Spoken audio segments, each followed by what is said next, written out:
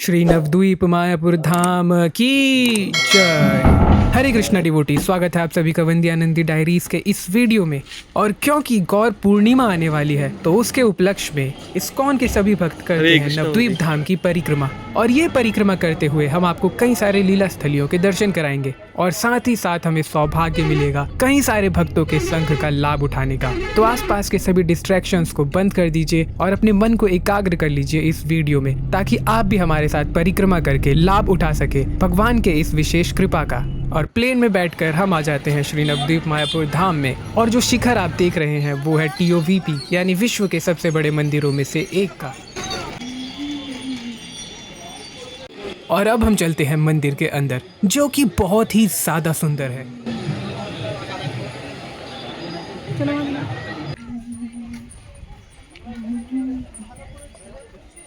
बहुत अच्छा लगता है कि घर में भी ले जा सकते और चाहे सुबह हो या रात, यहाँ पर भक्तों के कीर्तन और नृत्य की ध्वनि हमेशा ही गूंजती रहती है। और मैं प्रयास करूंगा कि इस वीडियो में मैं कम से कम बोलूं, ताकि आप सभी नवद्वीप धाम का केवल दर्शन ही नहीं बल्कि उसके ध्वनि का भी श्रवण करके लाभ उठा सके।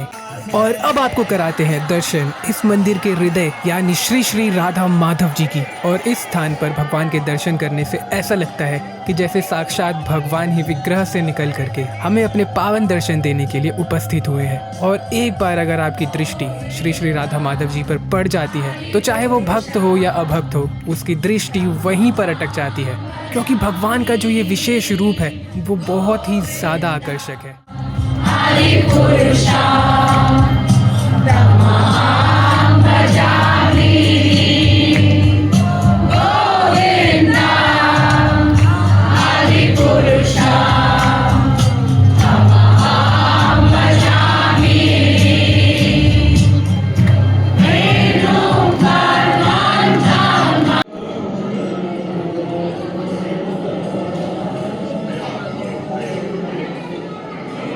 और भगवान के दर्शन तब तक पूरे नहीं होते जब तक हम उनके पार्षदों के दर्शन न कर लें। तो अब आप दर्शन कर रहे हैं पंच तत्व के, यानी कि श्री चैतन्य महाप्रभु, नित्यानंद प्रभु, अद्वैत आचार्य, गदाधर पंडित और श्रीवास ठाकुर के।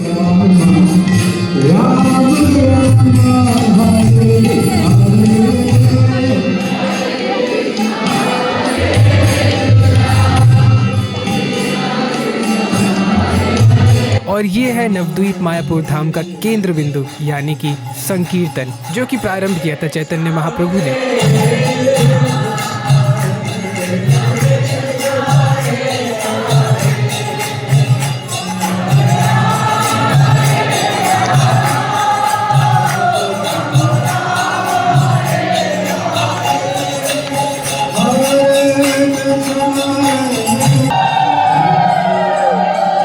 और मंदिर में भ्रमण करते हुए हमें सौभाग्य प्राप्त हुआ दर्शन करने का परम पूज्य हिज होलीनेस जय पताका स्वामी महाराज जी का, जिनके अथक प्रयास से ही भक्त इतनी सरलता से भगवान के लीलाओं के दर्शन करने का लाभ उठा पा रहे हैं।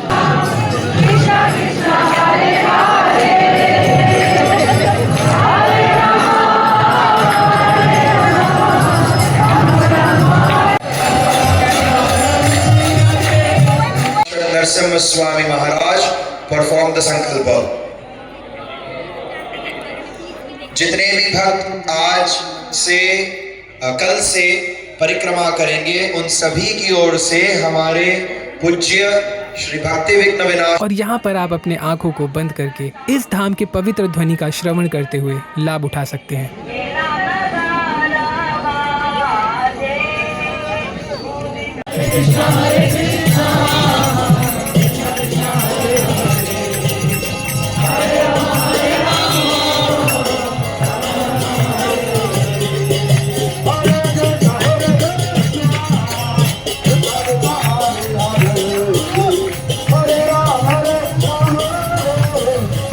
और ये स्थान ही ऐसा है जहाँ पर आने मात्र से ही जीव का हृदय भगवान के कीर्तन में, नृत्य करने में और उनके नाम का जप करने में ही लीन हो जाता है।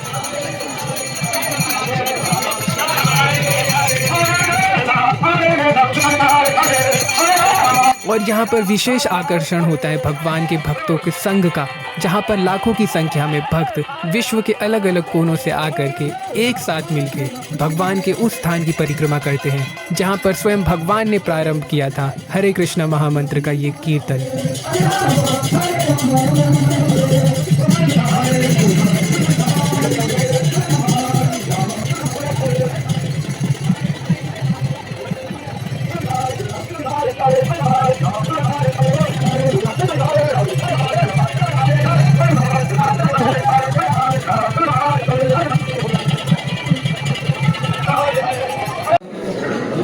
तो हमने परिक्रमा प्रारंभ की श्री गोद्रदुम द्वीप से, जहाँ पर हमने दर्शन किए स्वर्ण विहार के, और इस स्थान की कथा हमें कृष्ण प्रेम प्राप्त करने में सहायता करवा सकती है। तो इसकी कथा इस प्रकार है कि सतयुग में एक राजा हुआ करते थे जिनका नाम था स्वर्णसेन, जो कि अपने राज्य और अपने पत्नी और संतानों में बहुत ही ज्यादा आसक्त रहा करते थे। फिर एक दिन नारद मुनि उनके पास आते हैं और उन्हें भगवान का उपदेश देते हैं कि जिस स्थान पे आपने जन्म लिया है वो एक बहुत ही विशेष स्थान है, जहाँ पर भगवान श्री कृष्ण स्वयं गौरंग महाप्रभु के रूप में कलयुग में जन्म लेंगे। और जब वो भगवान के उस रूप का और भगवान के गुणों का वर्णन कर ही रहे थे तो वो भगवान के प्रेम में इतने ज्यादा तल्लीन हो गए कि वो भगवान के नाम का उच्चारण करते हुए कीर्तन करने लगे। और कीर्तन करते हुए वो महाराज स्वर्णसेन को ये उपदेश देते हैं, जो भी व्यक्ति भगवान के प्रेम को प्राप्त करना चाहता है उसे आवश्यक है कि वो गौरंग महाप्रभु से प्रार्थना करे और उनके नाम का कीर्तन करे। और ये सब कहते हुए श्री नारद मुनि वहाँ से चले जाते हैं। और नारद मुनि जी के उपदेश प्राप्त करते ही महाराज स्वर्णसेन को कृष्ण प्रेम प्राप्त हो जाता है और वो गौरंग महाप्रभु के पवित्र नाम का उच्चारण करते हुए नाचने और गाने लगते हैं, जिससे प्रसन्न होकर के भगवान उन्हें ये वरदान देते हैं कि वो कलयुग में उनके पार्षद बन के प्रकट होंगे और उनका नाम होगा बुद्धिमंता खान। और फिर कलयुग में प्रकट होकर के उन्होंने चैतन्य महाप्रभु जी के पार्षद के रूप में अनेक लीलाएं की। अब मैं आप सभी को बताता हूँ कि आखिर इस द्वीप को गोदद्रुम द्वीप क्यों कहा जाता है। तो ये कहानी प्रारंभ होती है द्वापर युग में, जब इंद्र अपने गर्व में बहुत ही अधिक अंधे हो गए थे तो उन्होंने भगवान को ही चुनौती दे दी। तो जिस कारण से उन्होंने पूरे के पूरे वृंदावन को डुबो देने का प्रयास किया। और ये देखने के बाद भगवान ने गोवर्धन पर्वत को उठा करके 7 दिन 7 रात तक अपने छोटी उंगली के अग्रभाग पर टिकाए रखा, जिसे देख करके इंद्र ये समझ गए कि ये स्वयं भगवान ही है और उनके मान का मर्दन हो गया। और फिर उसके बाद उन्होंने भगवान से क्षमा याचना की माता सुरभि को साथ में लेकर के, और भगवान ने उन्हें क्षमा कर भी दिया। लेकिन उसके बाद भी उनके हृदय में ग्लानि बनी रही और फिर उन्होंने इसका समाधान माता सुरभि से पूछा, जिस पर माता सुरभि ने उन्हें बताया कि किस तरह से इस विशेष स्थान पर उन्हें तपस्या करनी चाहिए, जहाँ पर स्वयं चैतन्य महाप्रभु कलयुग में प्रकट होंगे और अपनी विशेष लीलाएं करेंगे। और माता सुरभि के साथ देवराज इंद्र इस स्थान पर भगवान के नाम का कीर्तन करते हुए उनकी आराधना करने लगे, और जिससे प्रसन्न होकर गौरंग महाप्रभु उनके सामने प्रकट हुए और उन्होंने देवराज इंद्र को ये वरदान दिया कि कलयुग में वो उनके पार्षद के रूप में प्रकट होंगे। और जिससे प्रसन्न होकर देवराज इंद्र अपने लोक को वापस चले गए, लेकिन माता सुरभि वहीं पर रही। तो जिस कारण से इस द्वीप का नाम गोद्रुम पड़ा, यानी गौ का अर्थ होता है गाय और द्रुमा का अर्थ होता है पेड़। यानी माता सुरभि इस स्थान में वट वृक्ष के रूप में रहने लगी। और इस विशेष स्थान में अगर कोई भक्त भगवान गौरंग महाप्रभु के नाम का उच्चारण करता है तो उन्हें भगवान के चरण कमलों की प्राप्ति होती है।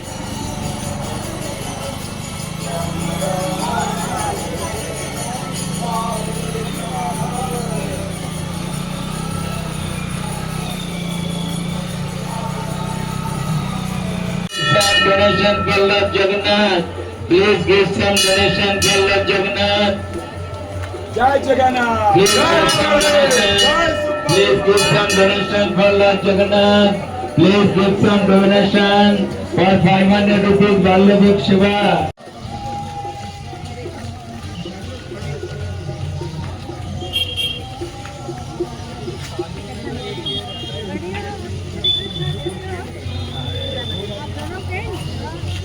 आपकी बहन है,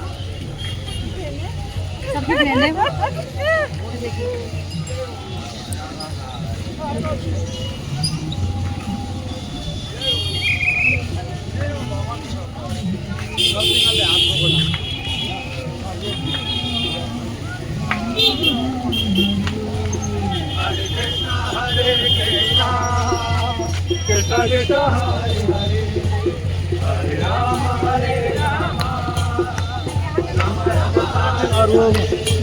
हरे कृष्ण कृष्ण कृष्ण हरे हरे हरे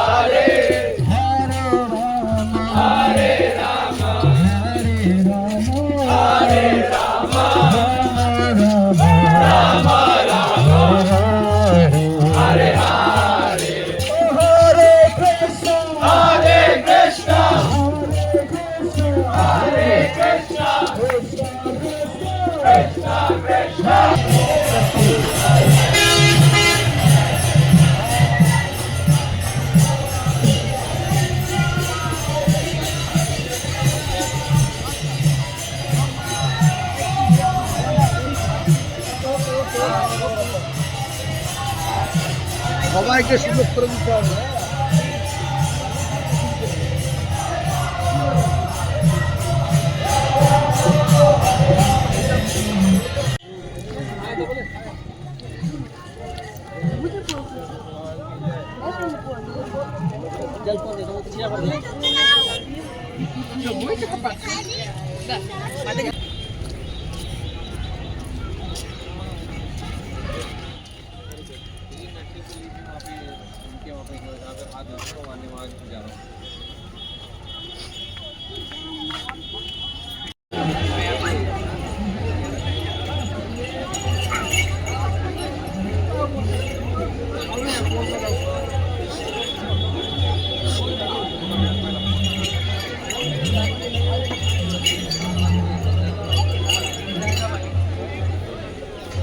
छोटा गाड़ी में 4 आदमी जाएगा।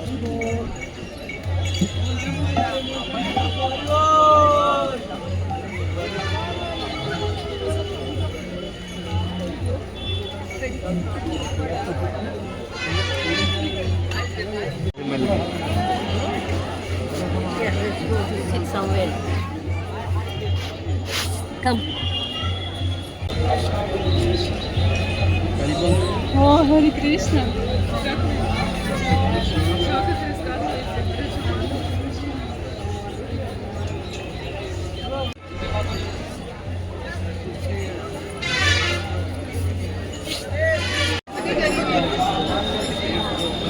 जो गायत्री का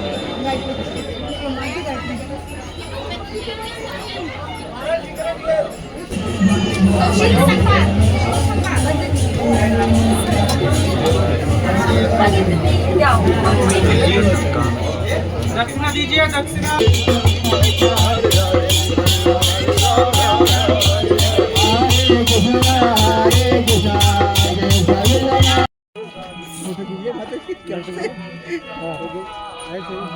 आप नहीं अब दिखोगे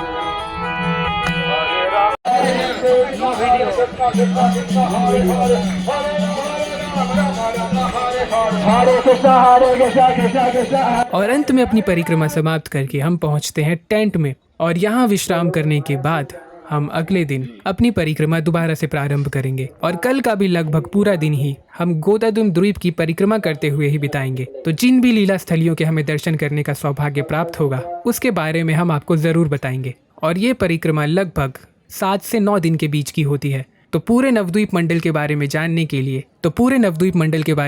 के लिए बने रहिए इस चैनल पर। हरे कृष्णा।